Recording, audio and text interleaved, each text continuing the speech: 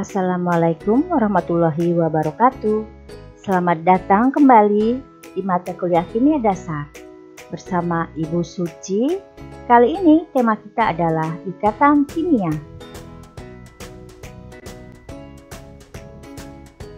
Beberapa pokok bahasan yang akan kita bahas pada materi ini adalah: pertama, konsep ikatan kimia; kedua, macam-macam ikatan kimia yang terdiri atas ikatan ion dan ikatan kovalen. Ikatan kovalen terbagi lagi atas ikatan kovalen ganda, ikatan kovalen polar, ikatan kovalen nonpolar, ikatan kovalen semipolar, dan ikatan kovalen koordinasi.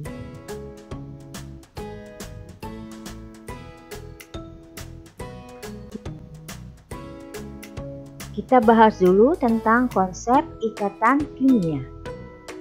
Ikatan kimia itu merupakan interaksi antar atom-atom yang berikatan sehingga terbentuk suatu molekul. Ikatan kimia menggambarkan cara atom-atom bergabung membentuk molekul, senyawa, atau kombinasi ion. Nah, ikatan kimia merupakan daya tarik-menarik antara atom yang menyebabkan suatu senyawa kimia dapat bersatu.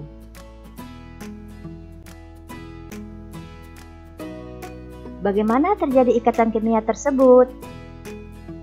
Ikatan antar atom dapat terjadi karena adanya interaksi elektron antara atom yang satu dengan atom yang lain, sehingga terbentuklah suatu molekul, senyawa, atau gugusan atom.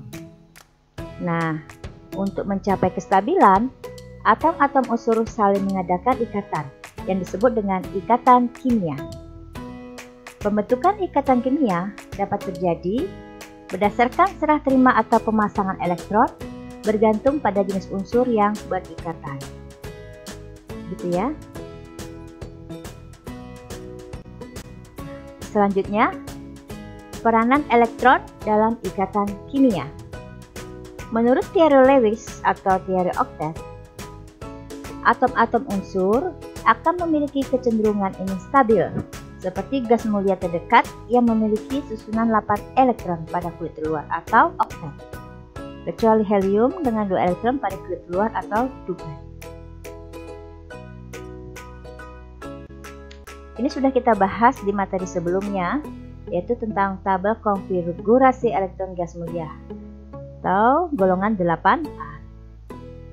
Di situ kita bisa lihat ada beberapa atom, ada helium, neon, arsen, krom, xeon, dan radon.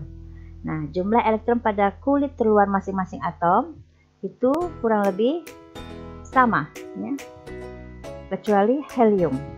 Ya, tadi sudah disebutkan, yang mencapai kestabilan pada kulit L, M, N, O, P itu 8 elektron valensinya, sehingga bersifat stabil. Kecenderungan unsur melepas atau menerima elektron. Kita bahas yang melepas elektron. Kecenderungan melepaskan elektron itu terjadi pada unsur logam yang mempunyai energi ionisasi relatif kecil, sehingga dia bersifat elektropositif. Nah, atom yang bersifat logam akan cenderung melepas elektron. Valensinya membentuk ion X plus X dengan X, yaitu nomor golongan utama.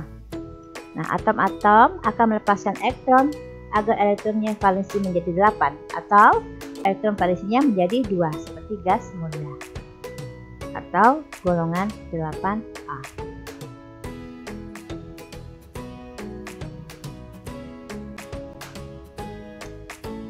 Kita lihat ya, atom yang melepas elektron dari golongan 1, A dan 2A.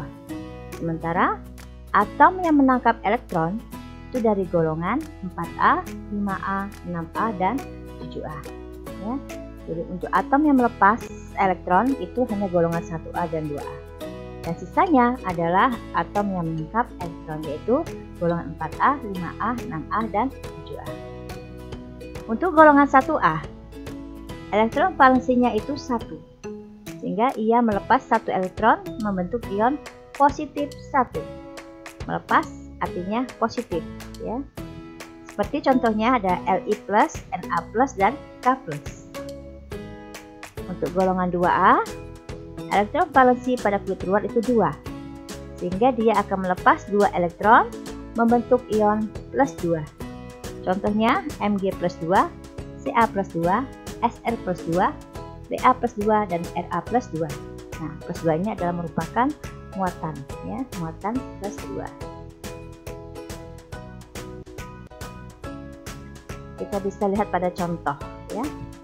Untuk natrium yang memiliki berat atom 11, pada elektron valensinya atau konfigurasi elektronnya 281. Maka di sini ion Na dengan elektronnya 28 akan melepas 1 elektron di kulit terluar. Sementara kalium memiliki berat atom 19 juga sama, ya, 2881. Dia akan melepas 1 elektron pada kulit terluar. Untuk ion K 288 itu sesuai dengan struktur arsen, 18 arsen. Nah, selanjutnya Mg 12 memiliki konfigurasi elektronnya 282. Ion Mg 2 dan 8 akan melepas 2 elektron pada kulit terluar. Begitu juga dengan Ca, ya. Ba-nya 20, 2882. Dia pada kulit terluarnya akan melepaskan 2 elektron. Untuk ion Ca 288 ini sesuai dengan struktur 18 arsen. Jadi dia akan berusaha menyerupai susunan gas gas. Tadi sudah yang melepaskan elektron berarti dia bernilai positif. Sementara yang menangkap elektron, pencapaian kestabilan dengan menangkap elektron itu dilakukan oleh unsur non-logam karena mempunyai afinitas elektron atau keelektronegatifan yang lebih besar, bersifat elektronegatif. Untuk atom-atom menyerap atau mengikat elektron supaya memiliki elektron valensi 8 atau oktet atau 2 atau duplet seperti gas mulia atau seperti golongan 8A. Untuk yang menangkap elektron biasanya dia bermuatan negatif. Nah, ini contohnya. Ya. Fluor memiliki berat atom nomor atom 9, 2 dan 7. Dia akan menyerupai gas mulia, harus menangkap 1 elektron, ya kan, supaya menjadi 28 konfigurasinya. Berarti ion F-1 menangkap 1, berarti -1 muatannya. Dia akan menyerupai seperti struktur neon. Untuk oksigen dengan 8 nomor atomnya atau berat atomnya, dia memiliki konfigurasi elektron 2 dan 6. Untuk menjadi 8 dia perlu 2 elektron, maka dia akan menangkap 2 elektron hingga muatannya menjadi ion O negatif. Nah, sudah menangkap 2 elektron, dia memiliki konfigurasi elektron yang menyerupai struktur neon, ya, 2 dan 8. Selanjutnya untuk sulfur memiliki nomor atom 16, konfigurasi elektronnya 286. Ya, mestinya kan 288, maka dia harus menangkap lagi 2 elektron, maka dia memiliki muatan -2, ion S-2. Nah, susunan konfigurasi elektron sudah menjadi 288, maka dia seperti struktur arsen. Untuk N nitrogen yang memiliki konfigurasi elektronnya ada 7, maka konfigurasi elektronnya 2 dan 5. Untuk mencapai 8 di kulit luarnya dia harus menangkap 3 elektron, maka ion nitrogen -3, 2 konfigurasinya menjadi 28 seperti struktur neon. Nah, seperti itu. Jadi kalau dia menangkap elektron, dia akan menyerupai gugusan gas mulia, ya, maka konfigurasinya harus 28, maka bernilai negatif. Sekarang tentang elektron valensi.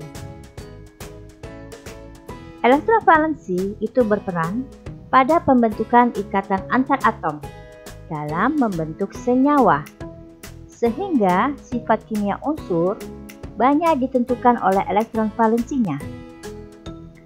Elektron valensi pada suatu atom itu digambarkan dengan lambang titik atau silang kecil disebut struktur Lewis.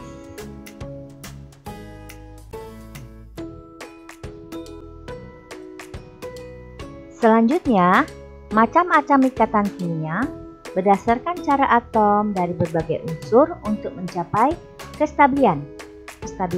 Ya. Yang pertama itu adalah ikatan ion.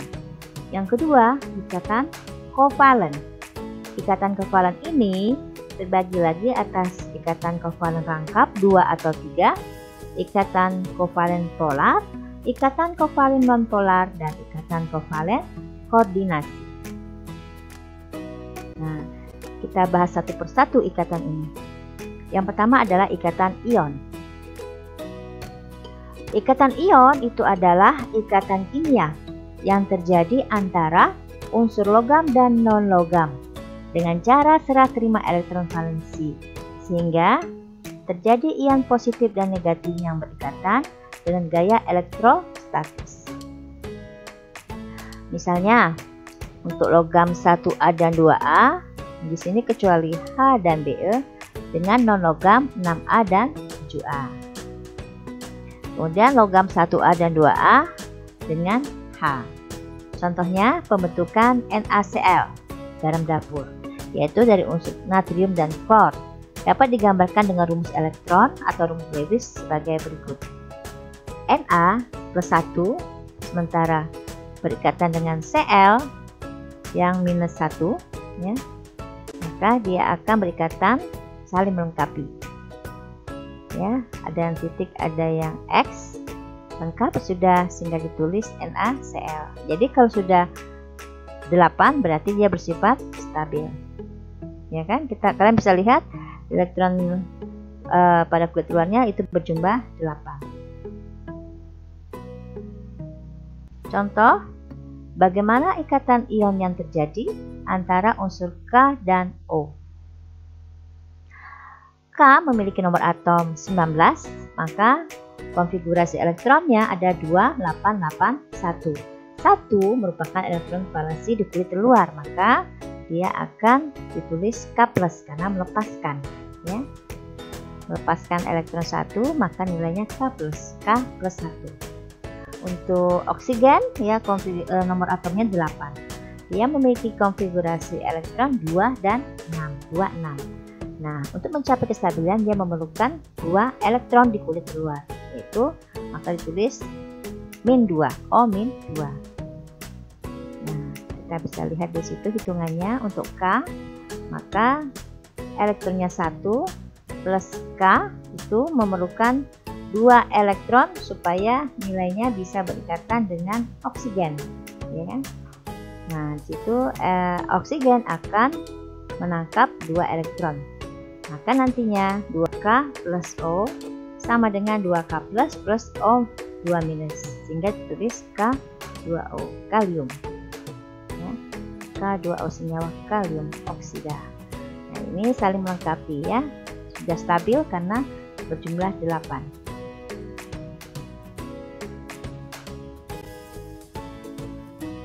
Selanjutnya, ikatan kovalen. Ikatan kovalen itu terjadi karena pemakaian bersama pasangan elektron yang berasal dari atom-atom yang berikatan. Pemakaian bersama pasangan elektron yang berasal dari atom-atom yang berikatan. Ingat ya, pasangan bersama. Ikatan ini terjadi antara unsur non-logam dan non-logam lainnya yang sama-sama ingin menangkap elektron. Nah, contohnya fluorklorida FCl. Ya, di situ F memiliki elektron, di jumlah elektronnya ada 7, ya. Sementara di 7 berarti dia perlu menangkap 1 elektron. Sementara Cl juga sebenarnya ada 7, ya. Elektronnya juga memerlukan 1 elektron pada kulit luarnya. Supaya dia sama-sama lengkap menjadi 8, maka dia akan saling berikatan. Ya, memerlukan 1 elektron di kulit luar dan saling berikatan, sehingga terjadilah ikatan kovalen yang disebut FCl. Nah, perhatikan elektron ikatannya atau bonding elektron yang berada di antara F dan Cl, ada titik dan X, ya, ikatannya. Nah, pasang elektron ikatan ini berasal dari F dan Cl. Sepasang elektron ikatan tersebut digunakan bersama, sehingga setelah berikatan, elektron valensi kedua atom seolah-olah menjadi 8 seperti gas mulia, ya kan? Jadi kalau mereka bersatu, maka kalian bisa lihat jumlah elektronnya ada 8 pada masing-masing atom. Itu disebut ikatan kovalen, pemakaian bersama, ya. Yang kedua, selanjutnya, ikatan kovalen itu ada ikatan kovalen rangkap. Ikatan ini melibatkan pemakaian bersama lebih dari satu pasang elektron oleh dua atom yang berikatan. Ikatan kovalen rangkap atau ganda dibedakan menjadi dua, yaitu ikatan kovalen rangkap 2 dan ikatan kovalen rangkap 3.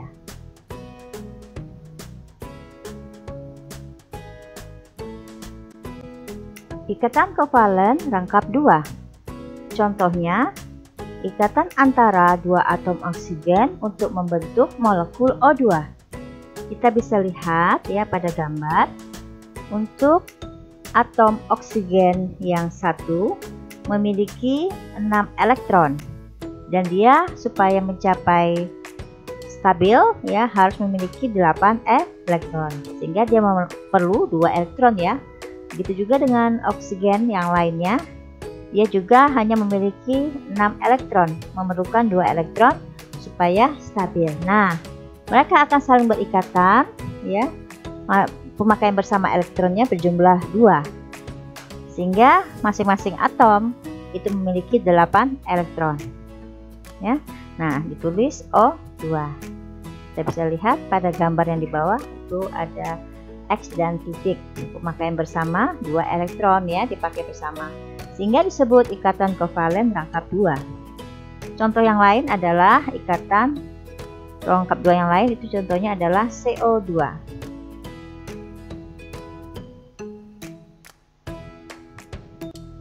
Contoh yang lainnya adalah ikatan kovalen rangkap 3. Contohnya, ikatan antara atom oksigen dengan atom nitrogen dalam molekul NO. Ya, kita bisa lihat N yang satu itu memiliki 5 elektron, sementara N yang lainnya juga memiliki 5 elektron. Di sana mereka akan saling berikatan kovalen ya, sehingga dia memerlukan 3 elektron di kulit terluar, maka ditulis N2 ya. Nah, 3 elektron yang dipakai bersama tadi disebut ikatan kovalen rangkap 3 atau ganda 3. Ikatan ganda 3 yang dimiliki oleh N2 itu sangat kuat, sehingga di udara N2 sulit bereaksi. N2 merupakan unsur terbanyak. N2 keluar masuk tubuh manusia tanpa mengalami perubahan kimia. Pada suhu dan tekanan tinggi, N2 baru bisa bereaksi membentuk senyawa. Ikatan kovalen ganda sudah kita bahas. Sekarang kita masuk ke ikatan kovalen polar. Jika dua atom atau diatomik yang berbeda berikatan kovalen, maka molekulnya memiliki kutub positif dan negatif, sehingga disebut polar. Hal ini akibat adanya momen dipol. Momen dipol itu sendiri adalah perkalian jarak ikatan antar atom yang berikatan dengan perbedaan keelektronegatifan antar dua atom yang berikatan. Makin besar momen dipolnya, makin polar senyawanya. Senyawa yang memiliki momen dipol 0 disebut senyawa non-polar. Molekul polar memiliki bentuk molekul yang tidak simetris, di mana atom yang elektronegatifnya besar tidak berimplik dengan atom yang elektronegatifnya kecil, sehingga seakan-akan molekulnya tersebut bermuatan. Nah, antara senyawa HCl ya, karena keelektronegatifan Cl lebih besar dibanding H, maka sepasang elektron akan tertarik ke arah Cl, sehingga H akan cenderung berkutub positif, sedangkan Cl berkutub negatif. Sehingga hal ini dapat digambarkan sebagai berikut, ya.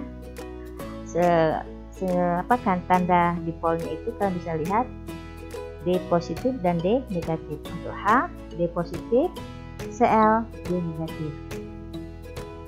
Ini adalah contoh dari ikatan kovalen polar. Sekarang kita lihat ciri-ciri ikatan kovalen polar. Pertama, senyawa poliatomik simetris yang memiliki atom pusat berpasangan elektron bebas selalu polar atau punya PEB. Kemudian hal ini karena pasangan elektron bebas lebih kuat dibanding pasangan elektron ikatan, sehingga menimbulkan elektron negatif yang besar. Beda nilai elektron negatif yang besar itu nilainya kurang atau sama dengan dari 1,7.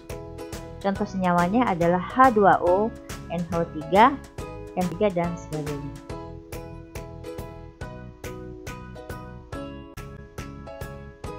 Selanjutnya adalah ikatan kovalen nonpolar. Ciri-cirinya, pertama, molekul diatomik yang sama, selalu simetris dan selalu nonpolar. Hal ini karena elektron ikatan tertarik ke dua arah dengan kekuatan tarikan atau elektron negatif yang sama besar. Contohnya H2O. Nah, molekul simetrik poliatomik yang memiliki atom pusat tanpa elektron bebas selalu nonpolar. Contohnya CH4. Terakhir adalah ikatan kovalen koordinasi. Ikatan kovalen koordinasi itu adalah ikatan kovalen yang terjadi jika pasangan elektron yang digunakan bersama berasal dari salah satu atom yang berikatan, sedang atom yang lain tidak ikut menyumbang. Contohnya H3O, N2O, SO2, SO3, H2SO4, dan NH4. Nah, ini adalah contoh senyawa ikatan kovalen koordinasi senyawa H3O atau ion hidroksomium. Kita bisa lihat sebelah kiri itu adalah H2O, air. Ya, pasangan elektronnya itu 0, netral, ya kan? Ditambah H+ atau hidrogen akan menghasilkan H3O. Di sini ada 2 elektron yang dipakai bersama untuk berikatan, ya, sehingga disebut ikatan koordinat.